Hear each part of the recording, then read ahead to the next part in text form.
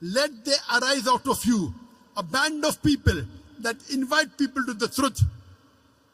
Let there arise out of the ummah a band of people that invite people to the truth, forbid them from doing what is wrong. These are the people that shall attain felicity. Here Allah is talking about full-time dais. How we have full-time doctors, full-time engineers, full-time lawyers, full-time businessmen. How many full-time dais do you have? You can count them on your fingertips. How many international full-time dais do we have? You can count them on your fingertips. To be a doctor, you want to go and study in the medical college for 5 years. To be an engineer, you want to study for 3 to 4 years. Dai, you want to become overnight. Why? So Allah is talking here, being a part-time dai according to Surah Al-Asr is a fard on every Muslim. But here in Surah Imran chapter 3 verse 104, Allah is talking about full-time dais. Let there arise out of you full-time dais. And Allah says, these are the people who shall attain felicity, will be given a higher status in Jannah.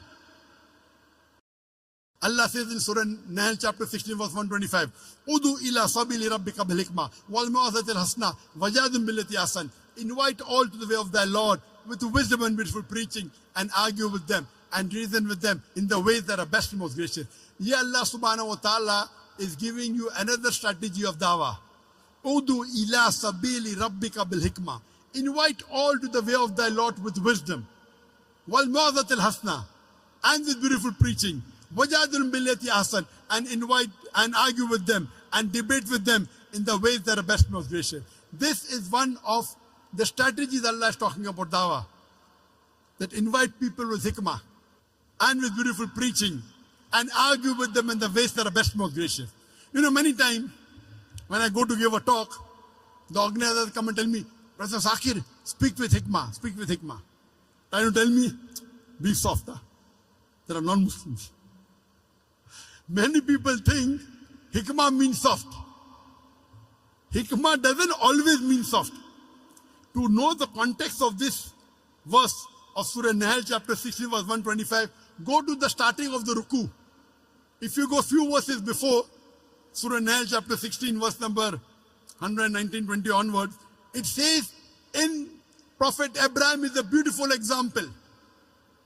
That means example of Abraham alayhi salam is beautiful. How he did dawah with the non-Muslims, with the pagans. He said that I want to worship sun.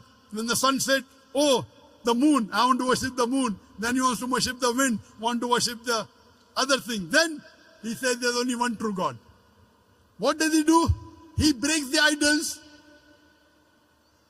And when they ask who broke the idol, he said, ask the big idol. They said he cannot speak. Then how do you worship a thing which cannot speak? He broke the idol, that was hikmah. So hikmah always doesn't mean soft. Hikmah means saying the best thing. Most of the time being soft is good. Sometimes being harsh is good. A father is cruel to be kind. If your son wants to jump and say, I want to jump, I want to be Superman, what will you do? Oh, take toffee, don't jump. No, I want to jump. You will give one tight slap. Sit down. No, I want to jump. I want to fly in the air. You will give one slap. Why? A father is cruel to be kind. Because slapping is the best, otherwise he'll die. So sometimes they have to be tough. Most of the time soft. So we as dais, we know our job. Allah says in Surah Nahl chapter 21 verse number 7 and Surah Nahl chapter 16 verse number 43 and Surah Anbiya chapter 21 verse number 7, Fas'alu ahli zikri in kuntum la ta'lamun. If you don't know, ask the person who is knowledgeable. This is my job. It's my profession. Being a dai. He said, Brother Zakir, speak with hikmah. Telling me. I know what is hikmah. He doesn't know the Quran. So hikmah, most of the time is soft, but sometimes you have to be tough. So this is the guidance Allah gives. Udu ila sabili rabbika bil hikmah wal mawdatil hasna wajadun billati ahsan. Invite all to the way of thy Lord with wisdom and beautiful preaching, and argue with them and reason with them in the ways that are the best, most gracious. Oh, Dr. Zakir, why do you debate? Allah is telling, wajadilhum billati ahsan. One of the translations argue, one of the translations debate. Debate with them in the ways that are best and most gracious. You do what is best required.